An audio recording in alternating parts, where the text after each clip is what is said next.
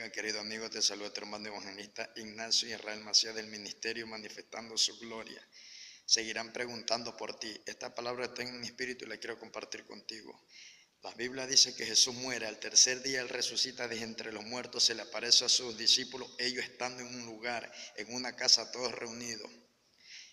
El maestro le dice: tengan paz a vosotros y reciban el Espíritu Santo. Así como mi Padre me envió, yo los envío a ustedes. Pero ¿qué pasó? Los discípulos no le habían creído al maestro. Ellos se habían asombrado porque lo habían visto a Jesús, que Jesús había entrado donde estaban ellos. La Biblia no dice cómo el maestro entró a ese lugar. Los discípulos fueron incrédulos a no creer la promesa que el Padre le había dicho. Él ya le había dicho que él iba a morir y iba a resucitar de entre los muertos.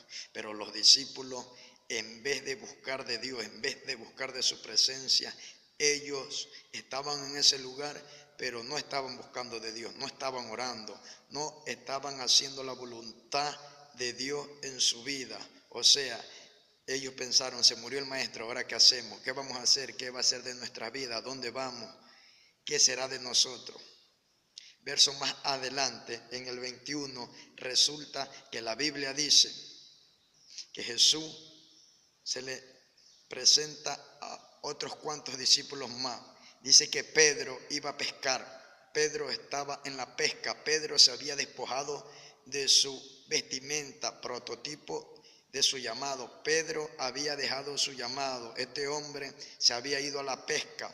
¿Por qué? Porque el maestro había muerto. Yo me imagino que Pedro ha de haber dicho: el maestro murió, ¿y ahora qué hacemos? Yo me voy a pescar, sigo en lo mismo. Pero resulta que Jesús se le aparece nuevamente a sus discípulos a la orilla del río y le dice: ¿han pescado algo? Y los discípulos dijeron: no, no hemos pescado nada, toda la noche y no hemos pescado nada.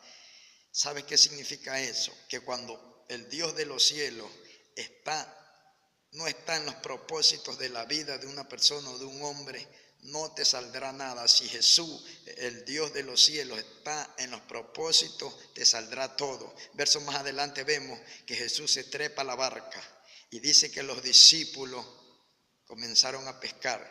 El maestro le dice, tiren la red a la mano derecha. Y resulta que los discípulos le dijeron: toda la noche hemos pescado y no hemos hallado nada. Y estos hombres le dijeron: mas en tu nombre echaremos la red. O sea, echaron la red. Dice la Biblia que ellos pescaron 153 peces. ¿Qué te doy a entender? Que cuando el maestro se subió en la barca de los discípulos, estos hombres pescaron 153 peces, porque el maestro estaba subido en el propósito, en la barca. La barca es prototipo de propósito. Él estaba en medio de ellos, pero cuando Jesús no estaba con ellos, no estaba en la barca, no le salía nada, todo estaba cerrado, no pescaban nada. Toda la noche no pudieron pescar nada. Tuvo que venir el maestro para que se abran los cielos sobre ellos. ¿Qué te quiero decir, querido amigo? Que cuando Dios está en el propósito, todo se abre. Que cuando Dios está en el propósito, Dios hará todo por ti. Tú no forces nada. Deja que Dios abra las puertas por ti. ¿Por qué? Porque cuando Dios está en el propósito, todo se abre.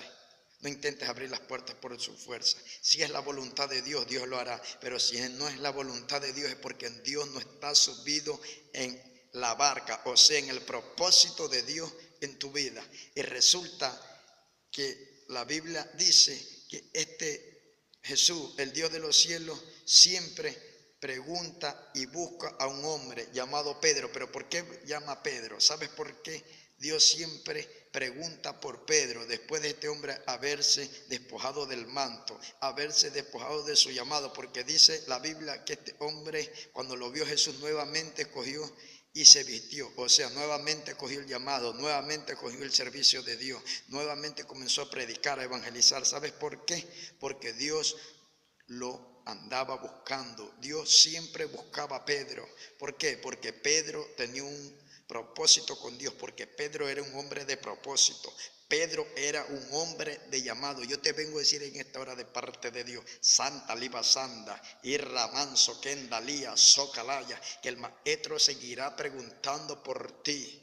¿Por qué? Porque tú eres un hombre de propósito, una persona que tienes propósito con el Dios de los cielos, una persona de llamado que Dios tendrá que terminar lo que comenzó por ti. La Biblia dice que el mismo Pedro de los evangelios no era el mismo Pedro de los hechos. ¿Sabes por qué? Porque yo me imagino que el Pedro de los evangelios era un hombre inmaduro, era un hombre que no tomaba decisiones bajo la voluntad de Dios, era un hombre que fallaba. La Biblia dice que Pedro negó al maestro. La Biblia dice que Pedro le cortó una oreja a un soldado sin autorización del maestro, o sea, que hacía cosas sin consultar a Dios, cosas sin la guía de Dios, cosas que Dios no estaba en ese plan o en lo que él hacía. Pero resulta que la Biblia dice que el Pedro del libro de los Hechos era un Pedro más maduro, un Pedro con más visión de Dios, con más revelación de Dios. La Biblia dice que este hombre de un solo sermón ganó 3,000 almas para Cristo. Y la Biblia también relata y dice que el segundo sermón ganó 5,000 almas para Cristo.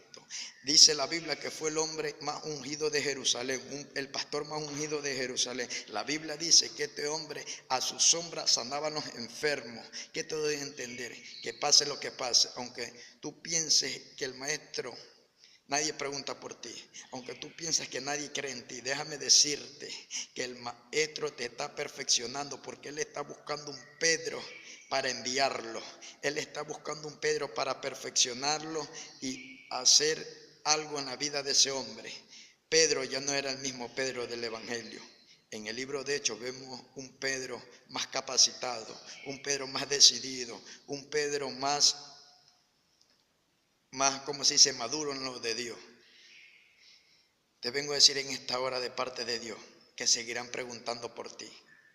Y tranquilo, que el maestro abrirá las puertas por ti. No te sientas desesperado, no te sientas ofuscado. El maestro lo hará y siempre él andará buscando un Pedro para transformarlo y enviarlo y para hacer lo que él dijo que iba a hacer en tu vida y en la vida de muchos hombres de Dios y muchas mujeres de Dios que están ahí, que se sienten frustrados, que se sienten que ya no le dan participación, que se sienten que Dios no los ha escuchado. Sí, Dios está contigo, Dios te está escuchando, pero recuerda que Él hará lo que comenzó en tu vida. Él no deja cosas a media, Él termina lo que comenzó. Dios te bendiga y hasta la próxima. Estamos directamente desde aquí, Manta, Ecuador, y a Cristo sea la gloria. Dios te bendiga y hasta la próxima. Si es de edificación este video, compártelo. Y recuerda, estamos en YouTube,